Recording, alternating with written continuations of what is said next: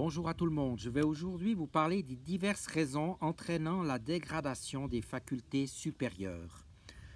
La première est un mental non maîtrisé. Il est nécessaire d'être capable d'avoir un minimum de maîtrise du mental afin de ne pas fabriquer de faux messages lorsque nous sommes en état de clairaudience.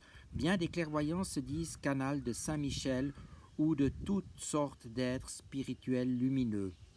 Malheureusement, nous n'avons pas de moyens pour prouver ce qu'ils disent. Il semble que ces environnements ou ces entités qu'ils canalisent aient une tendance à être bavardes. Lorsque nous allons à l'encontre de certains de ces êtres en équipe, nous nous rendons vite compte qu'ils ne sont pas loquaces. Soyez rassurés, on ne vous reprochera pas là-haut d'être prudent. Bien que des personnes ont reçu de la part de clairvoyants et clairaudients des messages sur leur avenir qui étaient erronés, ils sont donc restés sur ces prédictions, faussant ainsi leur vie. Si j'ai narré cet exemple, c'est simplement pour montrer à quel point il est grave de se tromper sur l'avenir de quelqu'un. Je pense que la clairvoyance a depuis ce temps-là oublié le message qu'elle a transmis à cette dame. Malheureusement, cette dame n'a jamais oublié. Vous avez aussi les drogues et l'alcool. Les drogues et l'alcool conduisent à des expériences non maîtrisées ainsi que vers des états de conscience inférieurs. Ils nous entraînent ainsi à l'inverse des expériences menant dans des états de conscience supérieurs.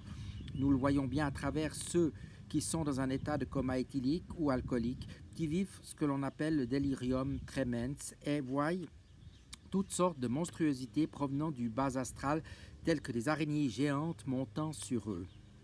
C'est parce que ces substances abaissent la vibration des personnes qu'elles vont astralement dans les plans astraux inférieurs et se récupèrent toutes sortes de négativités. Elles peuvent ainsi les voir parce que leur corps astral est décalé, leur permettant de percevoir les deux plans, physique et astral inférieur, en même temps.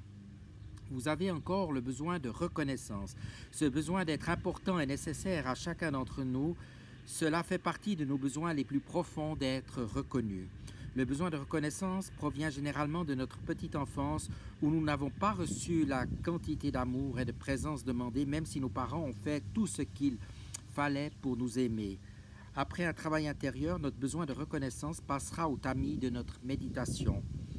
Cet insatiable besoin a tendance à ne jamais combler, poussant la personne à rechercher dans chaque acte réalisé l'admiration des autres. Cet état se transformera d'un besoin de reconnaissance à un degré supérieur, c'est-à-dire un besoin de reconnaissance qui se suffit à lui-même et, si nous le voulons bien, à celle de nos guides spirituels. Vous avez maintenant l'orgueil. L'orgueil fait sortir la personne du chemin spirituel. Celle qui devient orgueilleuse commence à s'attribuer ce qu'elle reçoit comme si cela venait d'elle. Elle ne se rend pas compte au départ qu'elle perd sa cohérence, glissant lentement vers une déformation de la réalité, pouvant ainsi la pousser vers la mégalomanie. Ses propres guides auront tendance à la laisser se débrouiller toute seule pour qu'elle revienne à de meilleurs sentiments.